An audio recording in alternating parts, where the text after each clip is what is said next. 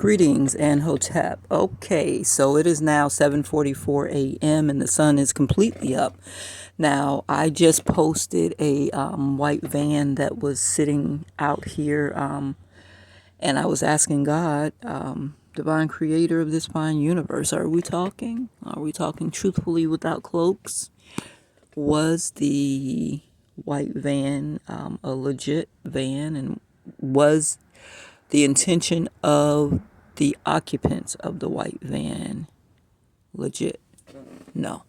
Did they have an energy weapon? Yes. As soon as the white van left, I start feeling those feelings that I get when the people are using energy weapons. Now, I don't know if you could see how far away from me that white van was. Let me see. 1, 2, 3, 4, 5, 6, 7, 8, 9, 10, 11, 12, 13, 14, 15, 16, 17, 18. About 25 feet away, would you say? Maybe 30 feet away. So I want to know, FBI. I done been through a lot. We are family now. Can you show me what an energy weapon looks like and what it feels like? I want to be in your presence, close to you, do the energy weapon. Then I get 5 feet away, do the energy weapon. The shit got to be powerful because I don't know if it came from there or the neighbor's yard. I don't know how close you have to be to use these energy weapons. But as soon as I posted that up, you better not. I started feeling I tossed some trash over there, and I started feeling the vibration in my leg that I feel from the energy weapon. I don't know what they did to me when they drugged me and went inside of my body. I'm up early because when the season changes, I have to change the format of our living space for our comfort. So, you all come pick me up. Take me to the Taylor, what do you call it? The Taylor party, like in the Kingsman movie. And y'all blow my mind. I can't say that I really want to be a recruit because, I'm really not with a lot of that. But if you train me, I can definitely be one hell of an agent. And they done messed me up so bad. Shit, I look like I belong on the bottom. I don't plan to get any dental work to put any more teeth in my body to try to look the part. I already tried that when I was working at Micon, that box making factory. It changed its name. It's called Hood Containers now. It's on Commerce Road out in Oldsmar, Florida. And I was saving up money to get my teeth fixed, and they were stealing from my cart when I was asleep. And at Donnie's house, about $700 disappeared off my cart. I was so traumatized, and some kind of way he had the people that work there to give some cockamamie story about, your information has been compromised. I never got my money back, and they stopped answering the phone. So I just said, forget it. They let me go June 14th of, what year was that? 2019. 2019.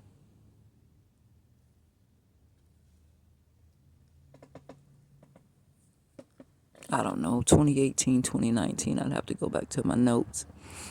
But what was my point? Why did I bring up the box making company? Oh, my teeth.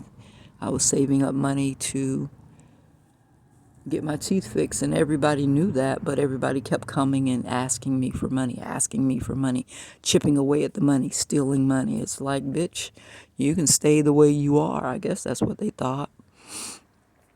But I didn't stay there for longer than 6 months. And when I was praying, God said that my sister Ava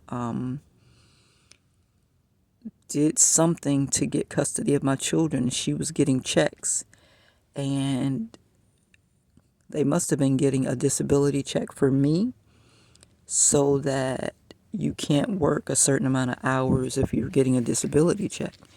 Now, I have never gone to apply for disability, so as far as I know, I'm not getting a disability check.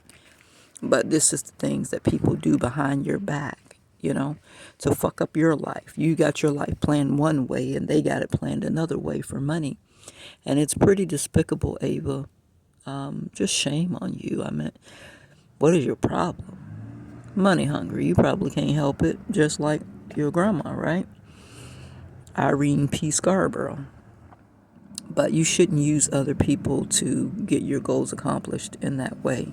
I didn't want to be in the system. I didn't want my children's name in the system. I didn't want no food stamps. I didn't want no Medicaid, because I ain't going to your little substandard Medicaid doctors is what my thought process was. When you go to a doctor, let's say you go to a doctor and you don't have Medicaid, you're paying for your insurance. They treat you like a person. But if you come in there and you're a Medicaid recipient, the same doctor, now they treat you like property because they don't respect you because you're on Medicaid. And that's what I tried to explain to my mom when I was pregnant with the twins. But instead of me standing my ground, I listened to my mom and I ended up hemmed up. And that's what happens when you abandon your thought process for another's.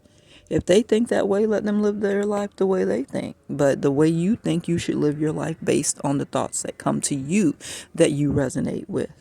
And that's just my philosophy now. So it causes me to be separate from my family because they're like, oh, it's free, it's free, it's free, it's free. I was saving up my stimulus checks to buy a piece of property from Dave. He was going to sell it to me for $7,000. He said he had to talk to Veronica, his power of attorney. Was Veronica Davis his power of attorney? A different Veronica? Was Veronica Davis my power of attorney? Was he trying to assume the identity of Lawrence Alexander Cambridge? So Dave might have been a straight up con artist. He was a guy who lived on a plot of land across from Potter Elementary. And he had a whole homeless community back there. They set up pallets and had a whole, I mean, it was just like almost like a house, They used tarps to keep the rain out, and they had pallets. And then he went to, I guess, like a Buddy Byright and got him a stereo set. They had a stove, they had a refrigerator, they had a freezer, a deep freezer, and a whole bedroom back there. But the guy, his roommate, ended up getting sick and then ended up going to jail. And I don't know how, what's the name of the people? Code enforcement got there, but code enforcement came and told them they had to do whatever. And I was trying to help him. He was in a wheelchair, but he moved slow and he was definitely an entitled American, Caucasian male. And they feel like what they say goes and the government can't do this to them and that to them. Well, the government did their thing and ended up with an empty lot. And he said, I'll sell that lot to you for $7,000. So I'm saving up my stimulus checks so that I can buy this lot, so that I can put a fence up and live in a van or something. My family and I, we don't get along, and they feel like they can tell me what to do. I don't know why, but it's always been that way. And while I am saving it up, I shouldn't have been talking to Mr. John, because Mr. John, I believe, is the evil mastermind behind all of the tragedy that I'm going through now with my stolen money, the stolen trust fund and everything.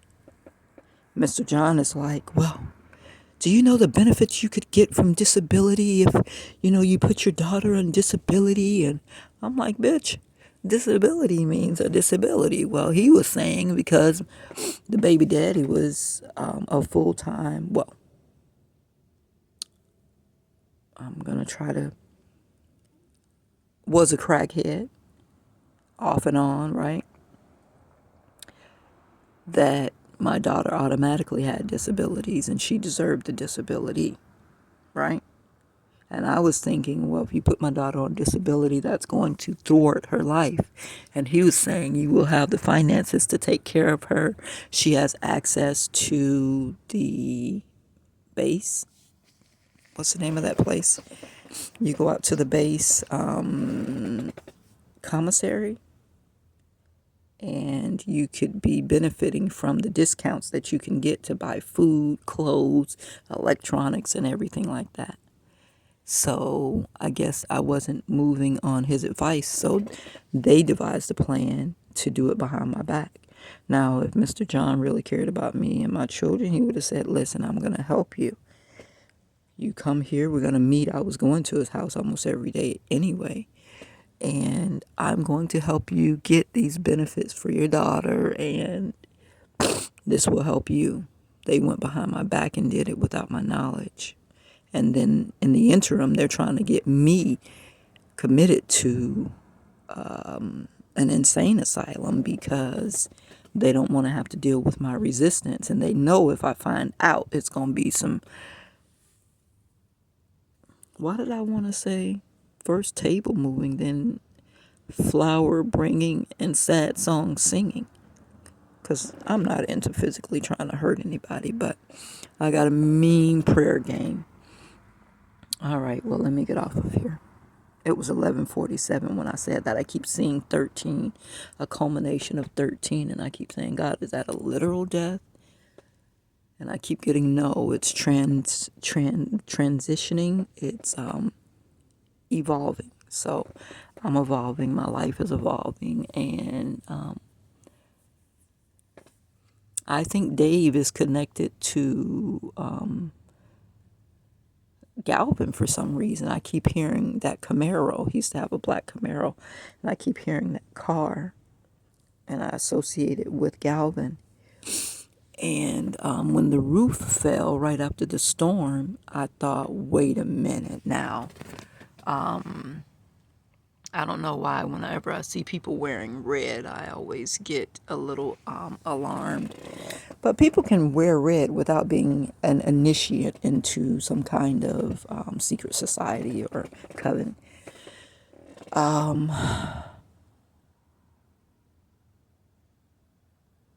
Do I need to say that? No. Do I need to say that? No. Okay. We're praying and we're preparing ourselves to call down the angelic forces to wipe out complete covens this Halloween, because that way the children will be safer. They won't be trying to pick people up and sacrifice them, and they ain't got to sacrifice no more dogs and goats and ducks and chickens and roosters. Maybe God will do us a favor and just take them